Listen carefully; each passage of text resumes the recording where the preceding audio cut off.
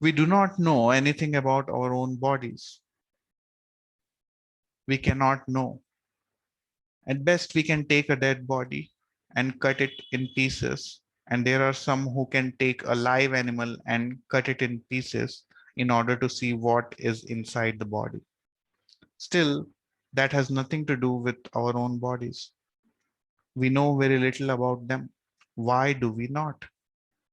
Because our attention is not discriminating enough to catch the very fine movements that are going on within.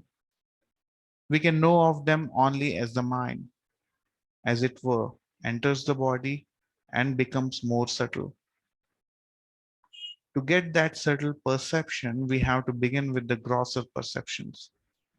So we have to get hold of that which is setting the whole engine in motion, and that is the prana, the most obvious manifestation of which is the breath. Then, along with the breath, we will slowly enter the body, and that will enable us to find out about the subtle forces, how the nerve currents are moving all over the body. And as soon as we perceive that and learn to feel them, we shall begin to get control over them and over the body. The mind is also set in motion by these different nerve currents. So at last, we shall reach the state when we have perfect control over the body and mind, making both our servants. Knowledge is power, and we have to get this power. So we must begin at the beginning. The pranayama restraining the prana. This pranayama is a long subject and will take several lessons to illustrate it thoroughly. We'll take it part by part.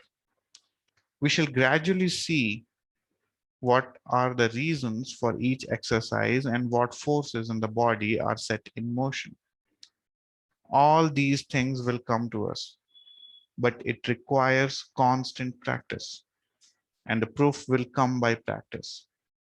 No amount of reasoning which I can give you will be proof to you until you have demonstrated it to it for yourselves. As soon as you begin to feel these currents in motion all over you, doubts will vanish, but it requires hard practice every day. You must practice at least twice every day, and the best times are towards the morning and the evening, when the night passes into day and the day into night. It has to pass through a state of relative calmness. The early morning and the early evening are the 2 points of calmness. Your body will have a like tendency to become calm at those times. We'll take advantage of that natural condition and begin then to practice. Make it a rule not to eat until you have practiced. If you do this, the sheer force of hunger will break your laziness. In India, they teach children never to eat until they have practiced and worshipped, and it becomes natural to them after a time. A boy will not feel hungry until he has bathed and practiced. Those of you who can afford it will do better to have a room for this practice alone. Do not sleep in that room. It must be kept holy.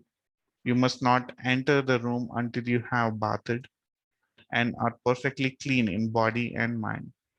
Place flowers in that room always. They are the best surroundings for a yogi.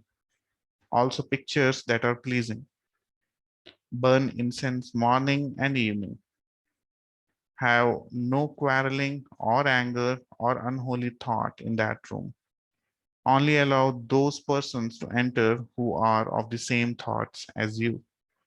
Then, by and by, there will be an atmosphere of holiness in the room.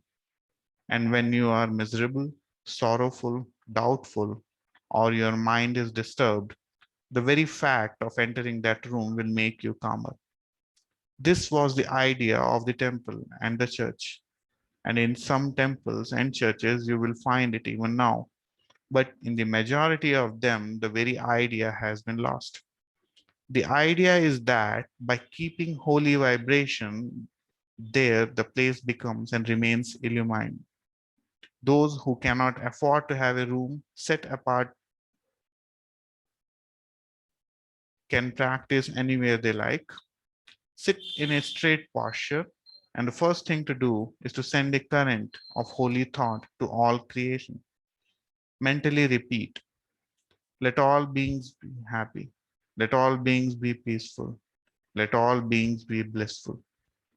So do the east, south, north, and west. The more you do that, the better you will feel yourself. You will find at last that the easiest way to make yourselves healthy is to see that others are healthy. And the easiest way to make yourselves happy is to see that others are happy. After doing that, those who believe in God should pray, not for money, not for health, not for heaven. Pray for knowledge and light. Every other prayer is selfish.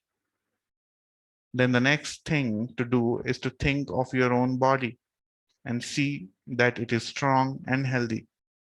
It is the best instrument you have. Think of it as being as strong as adamant, and that with the help of this body, you will cross this ocean of life. Freedom is never to be reached by the weak. Throw away all weakness. Tell your body that it is strong. Tell your mind that it is strong, and have unbounded faith and hope in yourself.